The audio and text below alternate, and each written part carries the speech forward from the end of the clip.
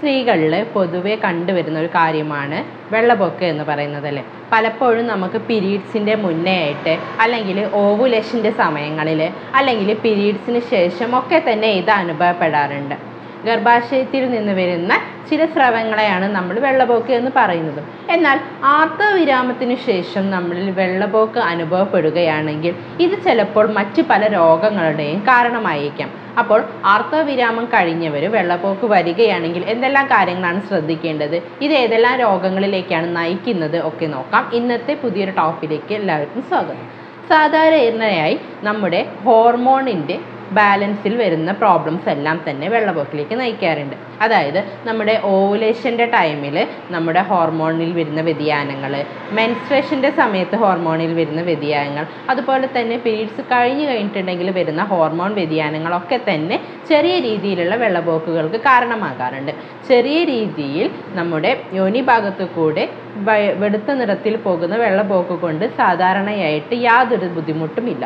എന്നാൽ ഇത് എപ്പോഴാണ് അപകടകരമാവുന്നത്, അതായത് ഇതിന് നിറവ്യത്യാസം വരിക, യോനി ഭാഗങ്ങളിൽ ചൊറിച്ചിൽ അനുഭവപ്പെടുക, അതുപോലെ തന്നെ കൂടുതലായിട്ടുള്ള എമൗണ്ടുകൾ വരിക, ഇങ്ങനെയുള്ള പ്രശ്നങ്ങളൊക്കെ വരുമ്പോഴാണ് നമ്മൾ ലൂക്കോറിയ എന്നുള്ള ഒരു ഇതിലേക്ക് ചെല്ലുന്നത്. ഇത് കൂടാതെ തന്നെ നമ്മുടെ ശരീരത്തിലും ചില മാറ്റങ്ങൾ വരും. അതായത് പെൽവിക് ഏരിയ, നമ്മുടെ ആ ഒരു വയറിൻ്റെ ഭാഗങ്ങളിൽ യോനി ഭാഗങ്ങളൊക്കെ വേദന അനുഭവപ്പെടുക, യോനി ഭാഗത്ത് ചൊറിച്ചിൽ അനുഭവപ്പെടുക, ഇതിൻ്റെ കളറിൽ വ്യത്യാസം ഉണ്ടാവുക, സ്മെല്ല് കൂടുതലായിട്ടുണ്ടാവുക, ഇങ്ങനെയുള്ള കാര്യങ്ങളൊക്കെ വരുമ്പോൾ, അതുപോലെ തന്നെ ശരീരത്തിന് മെലിച്ചിലുണ്ടാവുക, വയറുകാളിച്ച കൂടുതലായിട്ട് അനുഭവപ്പെടുക, ബ്രസ്റ്റ് പെയിൻ ഉണ്ടാവുക, ഇങ്ങനെയുള്ള കാര്യങ്ങളൊക്കെ ഉണ്ടാവുകയാണെങ്കിൽ ഇത് എന്തെങ്കിലും ഒരു ഇൻഫെക്ഷൻ്റെ ലക്ഷണമാകും. അപ്പോൾ നിങ്ങൾ ഉടനെ തന്നെ ഒരു ഡോക്ടറെ കണ്ടിട്ട് ഇതിനുള്ള ട്രീറ്റ്മെൻറ്റ് കൃത്യമായിട്ട് എടുക്കേണ്ടതാണ്. ഇനി ആർത്തവവിരാമം കഴിഞ്ഞവരുടെ കാര്യം എടുക്കുകയാണെങ്കിൽ, ആർത്തവവിരാമത്തിന് ശേഷം നിങ്ങൾക്കറിയാം നമ്മുടെ സ്ത്രീ ഹോർമോണുകളിൽ പ്രൊഡക്ഷൻ വളരെയധികം കുറയുന്നുണ്ട്. അതുകൊണ്ട് തന്നെ ഹോർമോൺ വ്യതിയാനങ്ങൾ കാരണമായിട്ട് ഉണ്ടാകുന്ന വെള്ളപ്പൊക്ക് വളരെയധികം കുറവുമാണ്. അതുകൊണ്ട് തന്നെ ആർത്തവവിരാമത്തിന് ശേഷം നിങ്ങൾക്ക് വെള്ളപ്പൊക്കം അനുഭവപ്പെടുന്നുണ്ടെങ്കിൽ നിങ്ങൾ പ്രത്യേകം ശ്രദ്ധിക്കേണ്ടതാണ്. അതുപോലെ വജൈന ഡ്രൈ ആവുന്നത് കൊണ്ട് തന്നെ വെള്ളപ്പൊക്കം അനുഭവപ്പെടാനുള്ള സാധ്യതയും വളരെ കുറവാണ്. അതുകൊണ്ട് തന്നെ ഈ സമയങ്ങളിൽ വെള്ളപ്പൊക്കം അനുഭവപ്പെടുകയാണെങ്കിൽ ഇത് ചിലപ്പോൾ എൻഡോമെട്രിയൽ ക്യാൻസറിൻ്റെ ഒരു ലക്ഷണമാവാറുണ്ട്.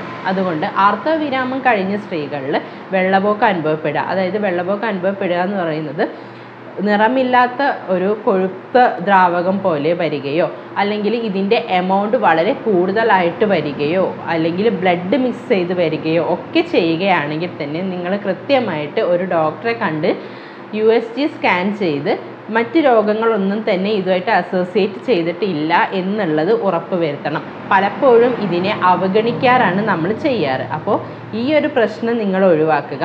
ആർത്തവവിരാമം കഴിഞ്ഞവർക്ക് വെള്ളപ്പൊക്കം അനുഭവപ്പെടുകയാണെങ്കിൽ, അതും കൂടുതൽ എമൗണ്ട് ആയിട്ട് ഉണ്ടാവുകയാണെങ്കിൽ, പെൽവിക് ഏരിയയിലൊക്കെ നിങ്ങൾക്ക് പെയിൻ അനുഭവപ്പെടുകയാണെങ്കിലൊക്കെ ഇത് പലപ്പോഴും ഗർഭാശയ ക്യാൻസറിൻ്റെയോ സെർവിക്കൽ ക്യാൻസറിൻ്റെയോ അല്ലെങ്കിൽ വജൈനൽ ക്യാൻസറിൻ്റെയോ ഒക്കെ ഒരു ലക്ഷണമായിട്ട്, ആദ്യത്തെ ലക്ഷണമായിട്ട് ഇത് കാണാറുണ്ട്. അപ്പോൾ ഇങ്ങനെയുള്ള ലക്ഷണങ്ങൾ വരുമ്പോൾ നിങ്ങൾ കൃത്യമായിട്ട് ഡോക്ടറെ കാണുകയും അതുപോലെ നമ്മൾ ഇമേജിങ് ടെക്നിക്സ് ഉപയോഗിച്ചിട്ടാണ് ഇതുപോലുള്ള എന്തെങ്കിലും പ്രശ്നങ്ങൾ ഉണ്ടോ എന്ന് മനസ്സിലാക്കാം. അപ്പോൾ അതുപോലെ നമ്മൾ ഇമേജിങ് ടെക്നിക്സ് ഉപയോഗിച്ച് ഇതുപോലുള്ള പ്രശ്നങ്ങളില്ല എന്ന് ഉറപ്പ് വരുത്തണം. അപ്പോൾ ആദ്യത്തെ ലക്ഷണം ആയതുകൊണ്ട് തന്നെ ഈ ഒരു സമയത്ത് നമുക്ക് കണ്ടുപിടിക്കുകയാണെങ്കിൽ വളരെ പെട്ടെന്ന് തന്നെ അത് ചികിത്സിച്ച് മാറ്റാൻ സാധിക്കുന്നതാണ്.